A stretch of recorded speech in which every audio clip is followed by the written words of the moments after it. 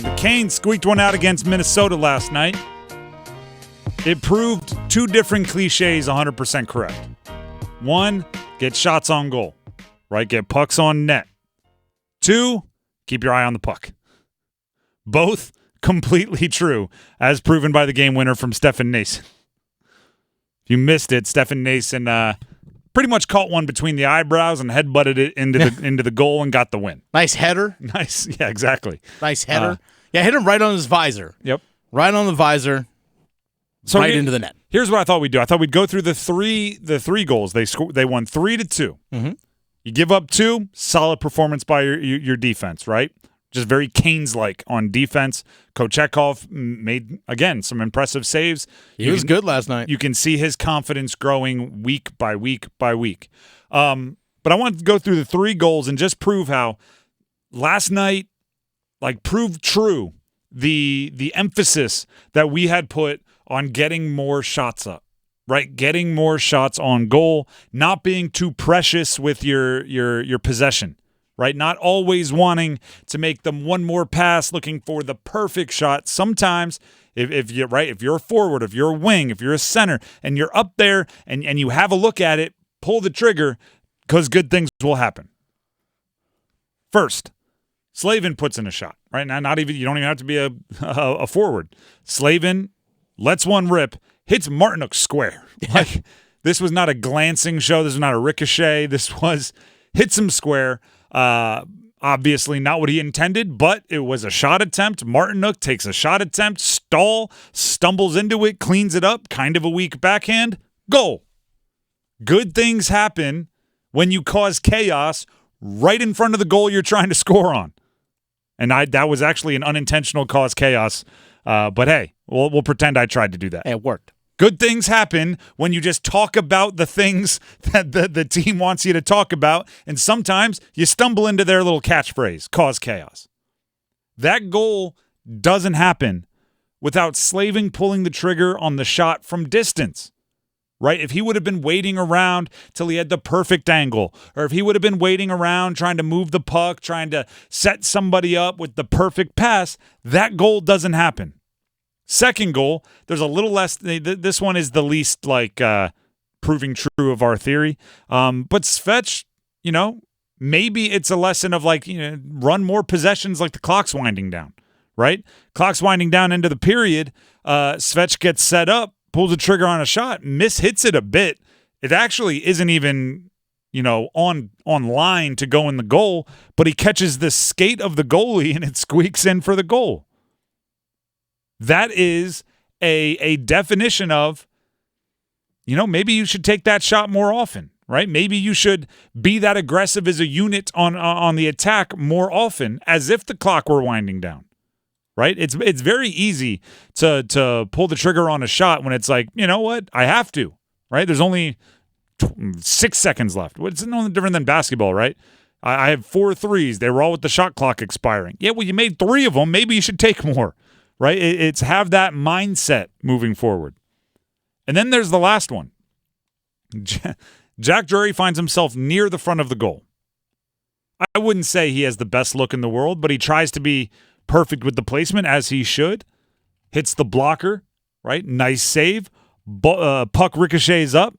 Stefan Nason's face is involved with the contact. And it goes in the net for the goal, which proves to be the game winner. Mm-hmm. You need to get shots on goal. Good things happen. I wouldn't say last night was their best offensive performance.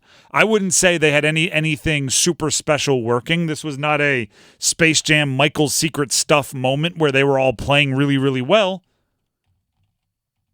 But they scored 3 times. And it was a workmanlike 3 times, but they scored 3 times. And that's all they needed in that game. Right? There have been a couple games recently where, 1 goal, 2 goals, essentially no goals. They just need to get shots on goal. And it started early. And by the way, we weren't the only one saying it. I know we did say it, but Rod Brind'amour was saying it, right? Stop trying to always be in the highlight film and just go get shots on goal. Carolina, at the first media timeout, I love this tweet from Walt Ruff because he was obviously tracking the same things we're tracking. Carolina had a 5-0 shot advantage at the first media timeout. Yep.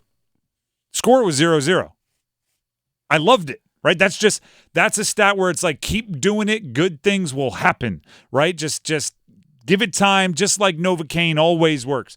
Keep shooting, and then obviously defense, keep doing what you're doing, right? Keep preventing shot opportunities, but that's never going to change. So like, keep firing away, good things will happen, and sure enough, that's exactly what happened. I saw,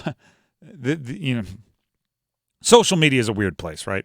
The other day, and this is what popped in, like the analogy that popped into my brain. The other day, I'm scrolling through Twitter looking for, whatever, Panther stuff, Kane stuff. It's what I do.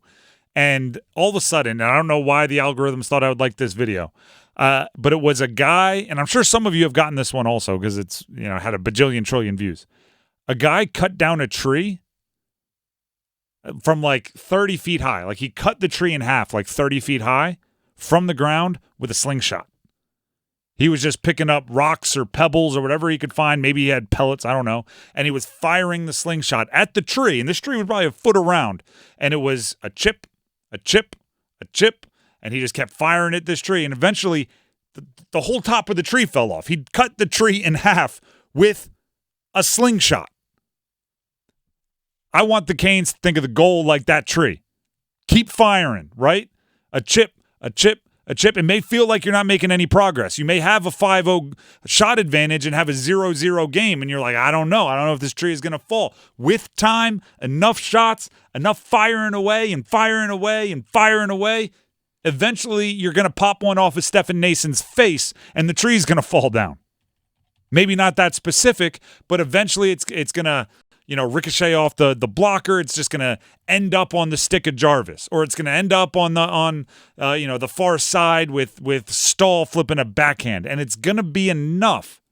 But the only way you get there is if you keep shooting and you keep shooting and you keep shooting, and you're not too precious and you're not waiting for the perfect shot. You have to keep firing.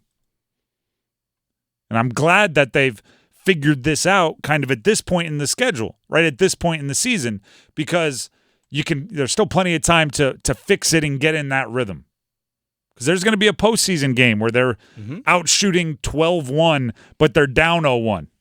And you have to keep that same idea of, no, keep playing the way we're playing. Keep firing. We'll find the net eventually, and if not, we'll get lucky.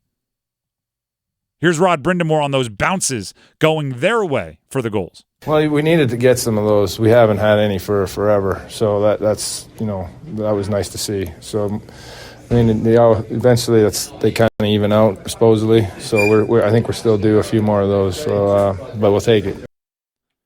It's like breaks going your way. You create your own breaks. Oh, we haven't had many of those going our way recently because you haven't been taking enough shots recently. You make your luck. You make your luck. Isn't it funny how the good teams are always lucky? If you shoot twice as often, you'll get twice as many breaks.